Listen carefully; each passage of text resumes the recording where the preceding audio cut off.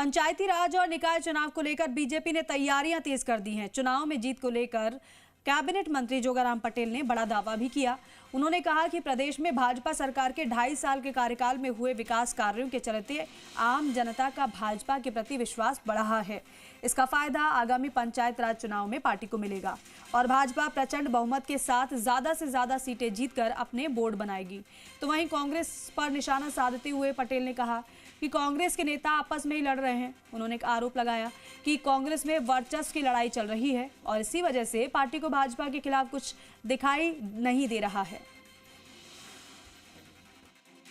प्रदेश में निकाय और पंचायत राज चुनाव का दौर है वो शुरू हो चुका है। निकायों में लगातार दावेदार है अपनी दावेदारी ठोक रहे हैं, साथ ही अब नामांकन का समय है वो भी नज़दीक आ चुका है।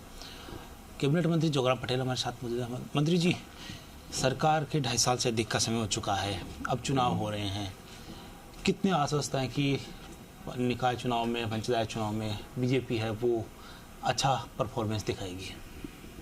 सबसे महत्वपूर्ण प्रश्न है आपका।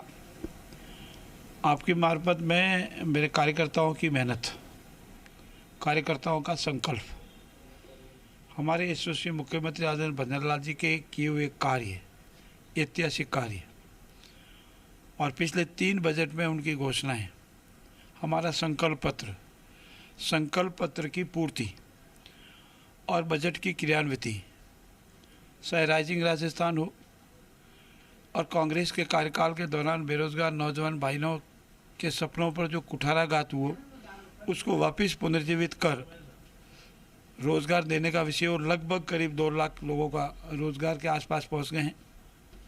माता बहनों से विषय हो, काश्तकारों से संबंधित हो, राजस्थान में कांग्रेस के द्वारा अटकाए गए लटकाए गए जितने भी जल समझौते, जल प्रबंधन, उसके विषय हो, इन सब विषयों के आधार पर हम विकास के आधार लेकर के जनता के बीच में जाएंगे। मैं लंबे समय से जयपुर में था, 2 दिनों से जोधपुर में हूँ।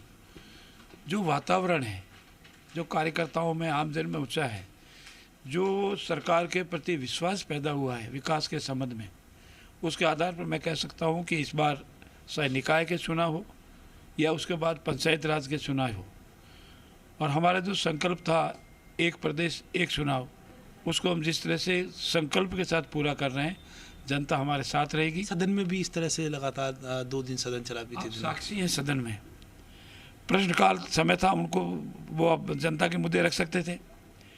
उन्होंने स्वयं ने स्थगन लगाए, जनता को मुद्दों का तो नहीं बोले, 0 आवर्स में नहीं बोले, और उन्होंने जो 295 लगाया उस पर नहीं बोले, उन्होंने जो पर्ची लगाई उस पर नहीं बोले। जब सदन में बोलने का मौका था तब बोले नहीं, कहते ही हमको बोलने नहीं दे रहे, बोलो, हम कह रहे बोलो। और सदन से क्यों नहीं बोले, क्यों नहीं सदन में आया?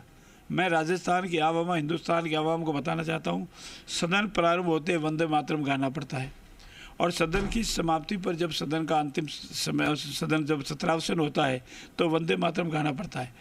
जानबूझकर नौटंकी करके जब अंदर आना था, सदन प्रारंभ होने समय नहीं आए क्योंकि वंदे मातरम नहीं गाना है, दिल्ली से इशारा है, तुष्टिकरण है और किसी को खुश करना है, और मालूम है जब सदन का सत्रावसन होगा तब भी वंदे मातरम गाना पड़ेगा, तो नौटंकी करके वॉकआउट कर गए।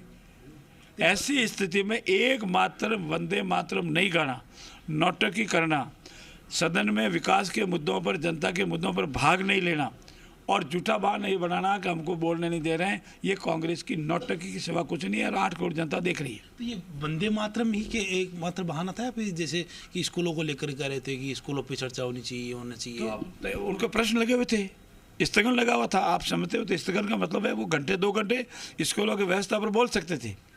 4 बार सदन नाम पुकारा, माननीय स्पीकर महोदय ने बोले ही नहीं। पर्ची लगी हुई थी स्कूलों की व्यवस्था पर, उसमें नहीं बोले, और वो प्रश्न लगा करके, पर्ची लगा करके, स्थगन लगा करके, और यह जब अध्यक्ष महोदय की वैसी में तय हुआ कि भाई आप अपनी बात कहोगे, सरकार को मैं जवाब दिलाऊंगा, और जब वापस अपने ना पक्ष में गए तो उनके नेताओं ने कहा कि ये तो प्रतिपक्ष के नेता का वाहवाही हो जाएगी, तो उन्होंने कहा नहीं हम तो वॉकआउट करेंगे, वॉकआउट करके चले गए। ये खींचतान का नतीजा है। कांग्रेस किस स्तर पे आप पहचान नहीं पा रहे हो। कांग्रेस धीरे धीरे धीरे इसी खींचतान से ओझल हो जाएगी, हिंदुस्तान में दिखेगी भी नहीं। इतना ही मेरा निवेदन। धन्यवाद। बहुत बहुत धन्यवाद। तो ये थे कैबिनेट मंत्री जोगाराम पटेल, जिन्होंने कहा कि कांग्रेस आपसी खींचतान के चलते ही ओझल हो जाएगी, और जिस तरह से उन्होंने बताया कि सदन के अंदर जो मुद्दों पर चर्चा करनी चाहिए थी उसकी जगह हंगामा किया और वॉकआउट किया, लेकिन साथ ही इसी खींचतान का जो खामियाजा है उनको निकाय और पंचायती राज चुनाव में भी भुगतना पड़ सकता है। जोधपुर से सहयोगी शिव सिंह के साथ मैं लोकेश सोला, जी मीडिया।